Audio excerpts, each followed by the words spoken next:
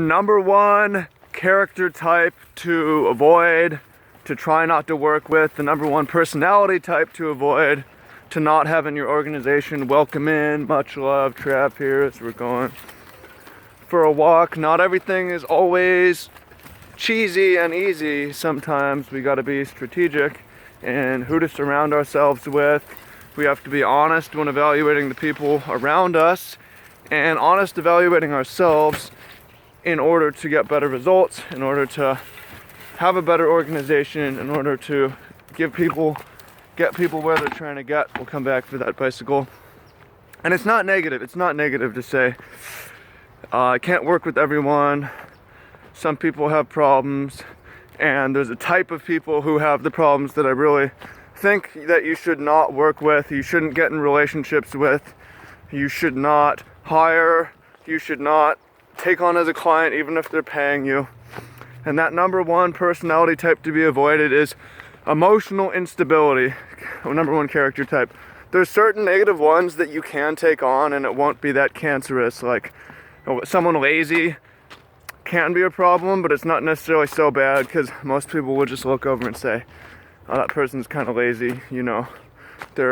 It's not good for the organization or for you or your life to have that, but it's not as problematic as someone who's emotionally unstable. So what emotional instability is someone who will fly off into anger in response to feedback, someone who will get really down on themselves, someone who will get really defensive.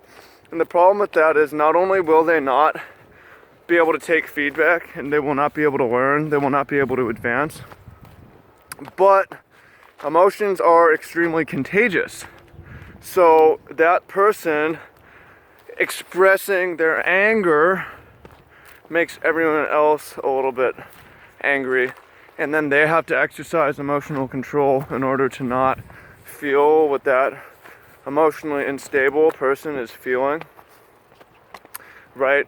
Because since emotions are contagious, emotional instability is the biggest problem. Laziness is not necessarily contagious. Obviously, again, there's a lot of personality types we should avoid building around in our organization, but emotional instability is the number one thing. And the thing is, it can be hard to screen for and spot early because these people can be extremely high energy and extremely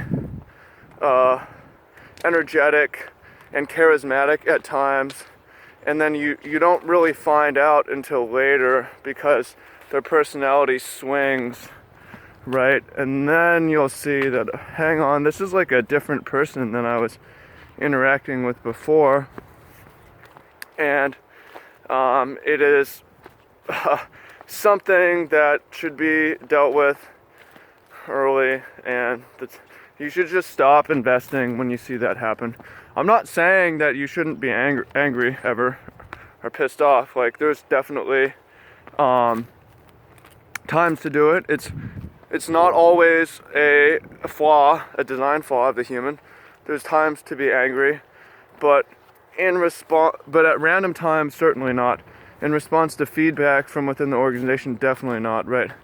So this also means for you is people are selecting against you if you're emotionally unstable. You may be emotionally unstable and you're watching this and you know, like, hey, yeah, it's something I gotta work on. So how do we work on it? Well, I've snapped at people in the past. I try to be the best example that I can be. So here's some techniques that help with emotional stability. The 5-second rule is amazing. If someone does something and you're like about to get mad, take 5 seconds or take 5 seconds to breathe and step back and say, okay, I'm going to choose my reaction, right? Do I need to be mad? I'm going to take a deep breath. Okay, that's one good thing. That allows you time to disengage as well, be less reactive. Another thing that you can do is use colors. Red is associated with anger. See blue.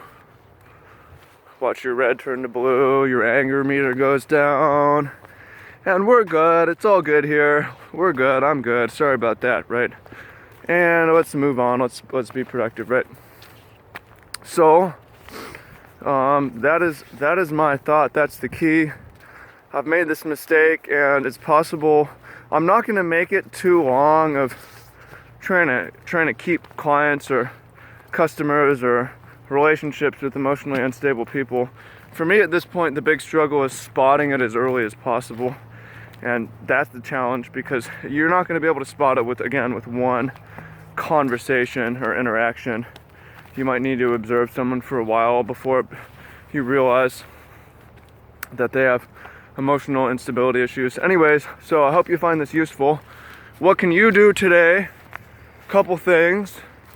Evaluate yourself. Are you emotionally stable or unstable? And it's okay to have some swings. Wow, look at all this water over here. But evaluate yourself.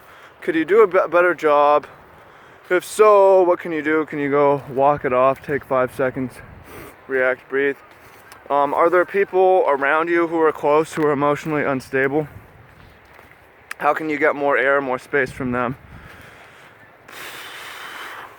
Are there people in your work, your organization, who are emotionally unstable?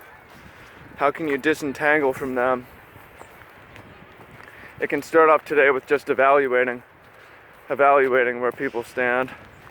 And if you evaluate people to be very emotionally controlled, see if you can stand a bit closer to those people, because that is contagious too. So I hope you find that useful. Leave me a comment what you think about this. Agree, disagree on its truth or usefulness. And again, I hope you find this really helpful. Free life movement. Much love. And